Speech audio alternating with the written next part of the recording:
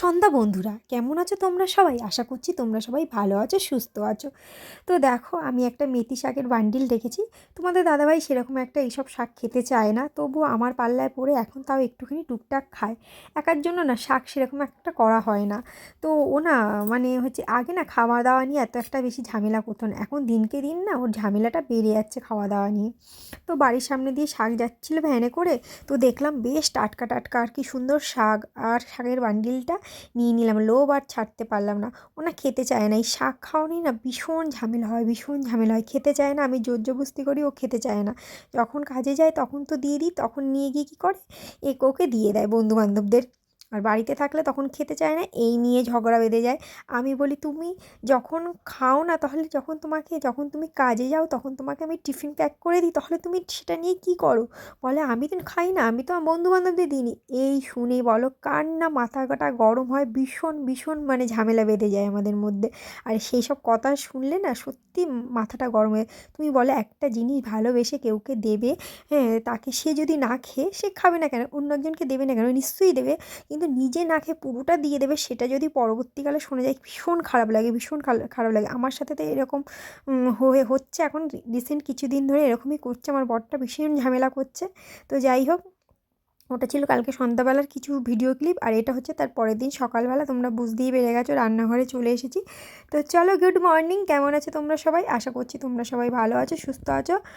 তো রাইটুক্স ব্লগে আর একটি নতুন ভিডিওর সাথে সকলকে ভালোবাসা আর সকলের অনেক সুস্থ কামনা জানিয়ে আমি আবার একটা নতুন ব্লগ নিয়ে তোমাদের কাছে চলে এসেছি। আশা করছি তোমাদের ভালো লাগবে। ভিডিওটা দেখতে থাকো, আমার সঙ্গে থাকো। ভিডিওটা যদি ভালো লাগে অবশ্যই একটা লাইক কমেন্ট শেয়ার করে দিও।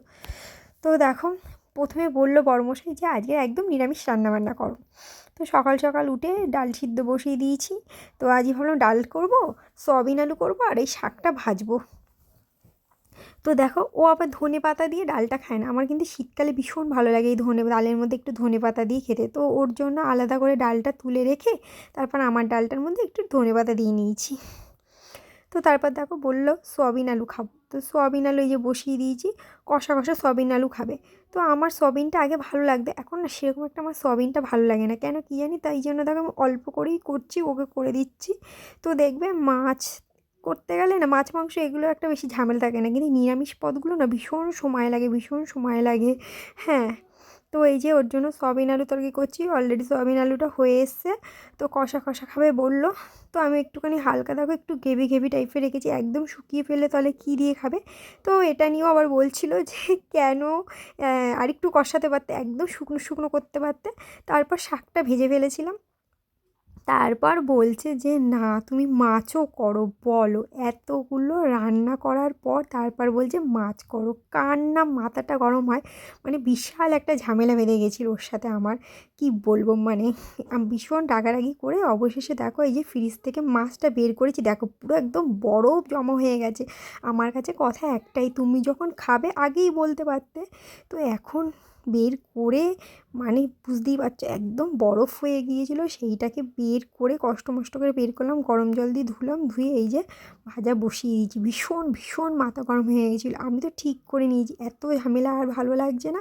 আমি আজকে বাপের বাড়ি চলে যাবো। আর ওকে তুমি বলে দিয়েছি, আমি যে তুমি জাস্ট কাজে যাও, তুমি বেরোবে, আমি ঘরের বাদবাকি কাজ সেরে আমিও চলে যাবো, আমি আর এখানে থাকবো না, তো থাকবোই না। তো এই দেখো মাছের ঝাল খেতে চেয়েছে, রীতিমতন মাছের ঝাল করে দিয়েছি, আর আমার জন্য মাছ ভাজাটা রেখে দিয়েছিলাম। তো এই রান্না বান্না খাওয়া দাওয়া নিয়ে সকাল সকাল ঘুম থেকে উঠে বিশাল একটা ঝামেলা হয়ে গেছে। আমি না রাতের বেলায় ডিসাইড করে রাখি যে কী রান্না বান্না করবো কি করবো না। তো তারপর সকালবেলা রান্না করি, যেহেতু আমার সকালে রান্না করতে হয়, ওকে আমি জিজ্ঞাসা করিই নি, ওর পছন্দ অনুযায়ী করি বেশিরভাগ। আমারও পছন্দ অনুযায়ী করি, দুজনের পছন্দটা মিলিয়েই করি। মানে এত সকালবেলা দুজনে ঝুট ঝামেলা বেঁধে গেছে দেখো। তা ও আমার দিকে তাকায়নি, আমিও কিন্তু ওর দিকে তাকাইনি, কিন্তু আবার ওদিকে মুখে বলে চলে গেছে আসছি টাটা। আমিও আবার বললাম সাবধানে যেও। তো আমাদের সম্পর্কটা এরকমই। তো যাই হোক, মানে সকাল সকাল বিশাল ঝামেলা, বিশাল কুরুক্ষেত্র বেঁধে গেছে রান্নাঘরে এই রান্নাবান্না নিয়েই। তো আমি করেছিলাম, আমার জন্য রেখে দিয়েছিলাম ডাল, শাক ভাজা, আর আমি মাছ ভাজা দিয়ে ভাত খেয়ে নিয়েছিলাম। তো বাইরের ওয়েদারটা সেরকম একটা ভালো নেই আজকে, মিডিয়াম ওয়েদার, মানে না মেঘলা না রোদ।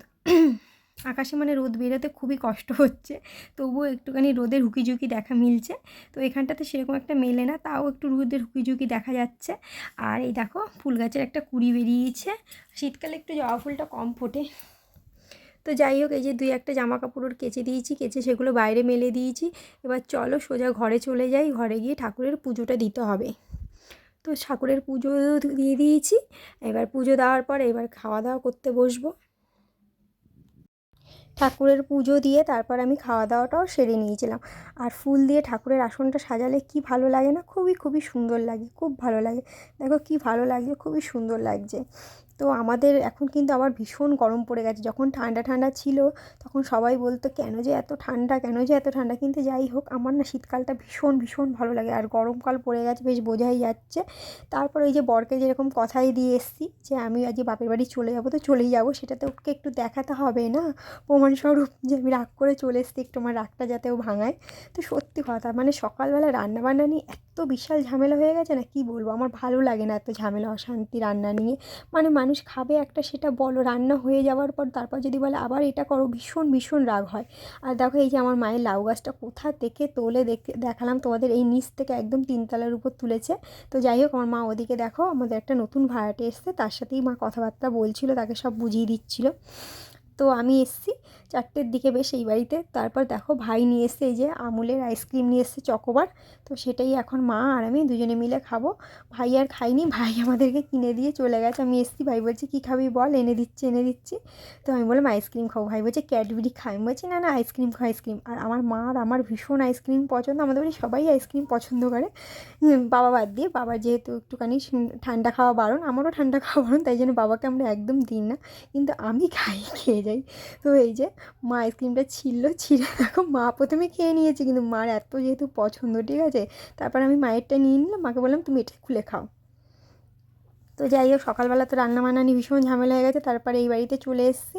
তারপরে এই বাড়ি এসে একটু গল্প টল্প করে আবার সন্ধ্যাবেলা ডাকটা কুমড়ো যেই, তারপর আবার কিন্তু বাড়ি ফিরে চলে গিয়েছিলাম। তো চলো ভিডিওটা এখানেই শেষ করে দিচ্ছি, দেখা হচ্ছে নেক্সট ভিডিওর সাথে। সবাই ভালো থেকো, সুস্থ থেকো, টাটা।